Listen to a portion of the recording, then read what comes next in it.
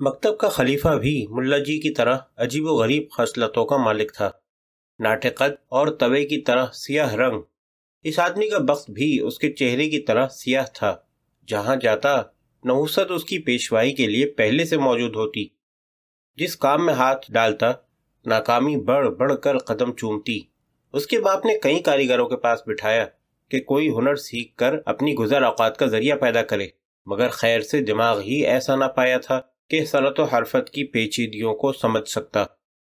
اس کے بعد اس کے باپ نے اسے کئی کارخانوں میں نوکر کرایا کہ اور کچھ نہ سہی چوکیداری کر کے اپنا پیٹ پالے، مگر نحوست نے وہاں بھی پیچھا نہ چھوڑا۔ اس کے دوسرے بھائی بھی تھے جو خوب کماتے تھے، مگر یہ پوستیوں کی طرح سارا دن گھر میں بیٹھا مفت کی روٹیاں توڑا کرتا تھا۔ ایک دن کہیں اس نے مکتب کے ملا جی کو اپنا دکھڑا جا سنایا۔ ملا جی کو مکتب کے لیے ایک نائب کی ضرورت تھی۔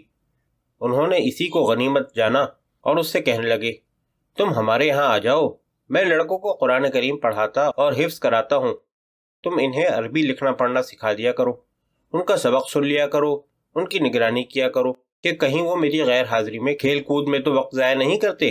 اس کے علاوہ صبح سویرے بچوں کے آنے سے قبل مکتب کی صفائی کر دیا کرو اور عصر کے بعد مکتب کو بند کر کے تالا لگا دیا کرو۔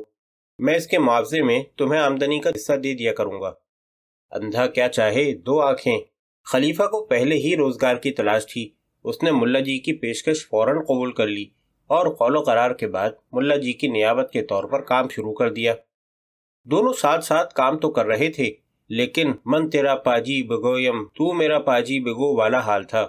دونوں ایک دوسرے کو نفرت و حقارت کی نگاہوں سے دیکھتے تھے، لیکن چونکہ دونوں کا ایک دوسرے کے بغیر گزارا ہونا مشکل تھا، اس لیے مجبوراً چاپلوسی اور خوشامد سے کام لیتے تھے۔ خلیفہ کو ملا جی سے اس لیے نفرت تھی کہ وہ انہیں اول درجے کا مکار، فریبی اور جھوٹا خیال کرتا تھا۔ ملا جی نے وعدہ کیا تھا کہ وہ مکتب کی کل آمدنی کا چوتھا حصہ خلیفہ کو بطور تنخواہ دیا کریں گے، لیکن آمدنی کا بہت سا حصہ خلیفہ کو بتائے بغیر خود ہی ہضم کر جایا کرتے تھے۔ بچوں کے والدین اکثر ملا جی کے لیے عمدہ کھانے تیار کر کے بھیجا کرتے تھے۔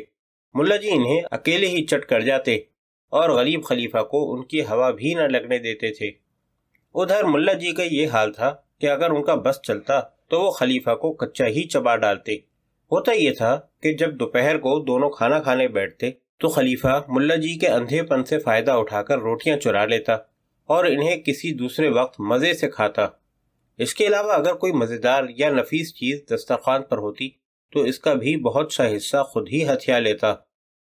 ملا جی نے اسے رکھا تو اس لیے تھا کہ وہ بچوں کی نگرانی کرے اور کھیل کود میں نہ پڑھنے دے، لیکن اس نے خود مکتب میں پڑھنے والے بعض بڑی عمر کے لڑکوں سے یارانہ کاٹ رکھا تھا اور انہیں پڑھائی میں مشغول رکھنے کے بجائے ان کے ساتھ گپے مارتا رہتا تھا۔ ملا جی کی بے ایمانی اور ان کے نائب کی حرام خوری کے باوجود دونوں ایک دوسرے کے تعاون کے محتاج تھے۔ اگر خلیفہ مکتب چھوڑ کر چلا جاتا تو گلیوں میں جوتیاں چرخانے کے سوا اس کے لیے اور کوئی چارہ نہ تھا، اور اگر ملا جی خلیفہ کو جواب دے دیتے تو مکتب کی دیکھ بھال اور اس کا انتظام کون کرتا، کیونکہ یہ کام اکیلے ملا جی کے بس کا نہ تھا۔ ہمارے دوست نے جب قرآن کریم حفظ کر لیا تو ملا جی نے اسے خلیفہ کے سپرد کر دیا اور اسے ہدایت کر دی کہ وہ روزانہ 6 پارے خلیفہ کو سنایا کرے۔ چنانچہ حکم کی تعمیل میں بچے نے خلیفہ کو سبق سنانا شروع کر دیا، لیکن یہ سلسلہ 3 روز سے زیادہ نہ چل سکا۔ بچے کو پہلے ہی روز سناتے سناتے جمائیاں آنے لگیں۔ خلیفہ 2 روز تک سن کر اکتا گیا۔ تیسرے روز دونوں کا بھید ایک دوسرے پر ظاہر ہو گیا اور چوتھے روز یہ قرار پایا کہ بچہ خلیفہ کے سامنے 2 زانو ہو کر خود ہی 6 پارے آہستہ آہستہ پڑھ لیا کرے، اور اگر کہیں بھول جائے تو خلیفہ سے پوچھ لیا کرے۔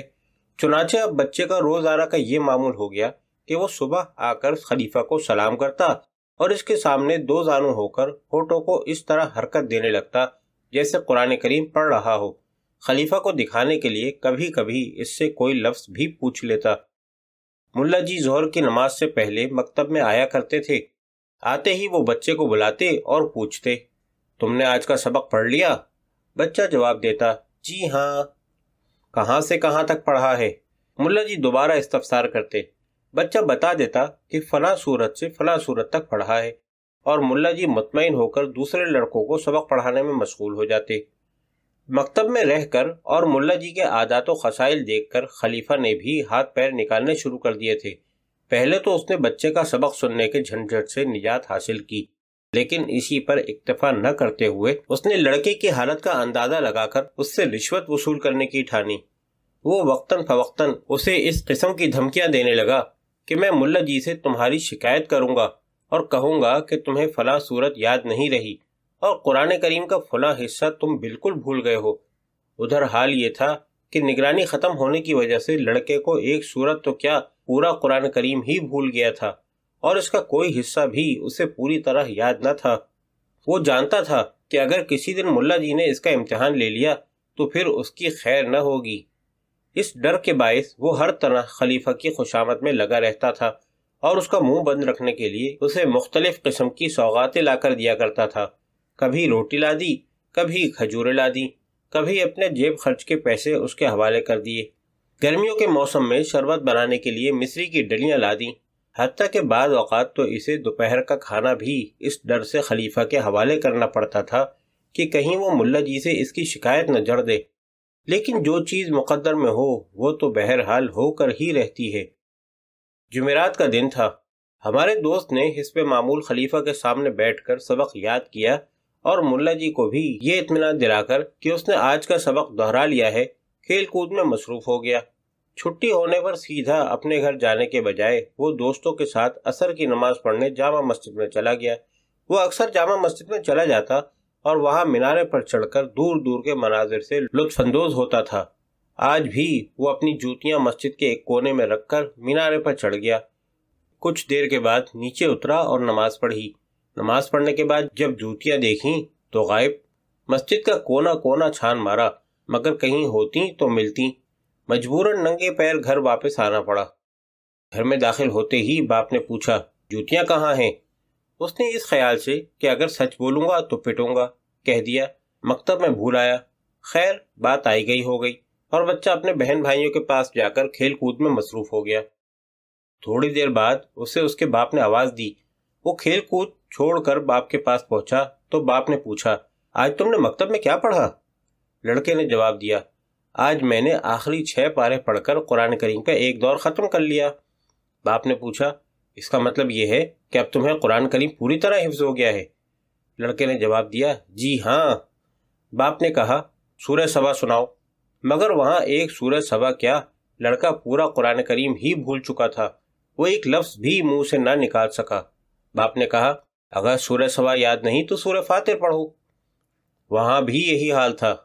باپ نے کہا، تم تو کہتے تھے مجھے سارا قرآن ازبر یاد ہے، اچھا سورہ یاسین ہی سناؤ۔ لڑکے نے چند آیات تو سنائیں مگر آگے چل کر پھر زبان رک گئی۔ باپ نے کہا، اچھا اب تو تم جاؤ، اس وقت تو تمہیں کچھ نہیں کہتا، فی الحال تمہارے ملا جی سے نپٹ لوں گا۔ چنانچہ لڑکا سر جھکائے باپ کے کمرے سے نکل کر اپنے حجرے میں آ کر مغموم و ملال ایک کونے میں بیٹھ گیا۔ مغرب کی نماز کے بعد اس کے باپ نے اسے پھر آواز دی۔ وہ اس کے کمرے میں گیا تو کیا دیکھتا ہے کہ ملا جی بھی تشریف فرما ہیں۔ بجائے اس کے کہ باپ کچھ پوچھتا، ملا جی نے بچے سے پوچھا، بتاؤ کیا آج تم نے مجھے قرآن کریم کے 6 پارے نہیں سنائے تھے؟ لڑکا ملا جی کی صریح دروغ گوئی پر حیران اور ششدر رہ گیا، مگر کیا کرتا؟ باپ کے سامنے ملا جی کو کس طرح چھٹلاتا؟ کہنا ہی پڑا، جی ہاں سنائے تھے۔ ملا جی نے پوچھا، کیا تم نے مجھے کل سورہ سبا نہیں سنائی تھی؟ لڑکے کو اس کا اقرار بھی کرنا پڑا۔ تو پھر آج تمہیں کیا ہوا کہ تم اپنے والد کو یہ سورت نہ سنا سکے؟ لڑکا چپ۔ اچھا اب میرے سامنے سورہ سبا سناؤ۔ مگر لڑکے کو یاد ہوتی تو باپ ہی کو کیوں نہ سناتا؟ خاموش کھڑا رہا۔ باپ نے کہا، اگر سورہ سبا یاد نہیں تو سورہ سجدہ ہی سناؤ۔ لڑکا وہ بھی نہ سنا سکا۔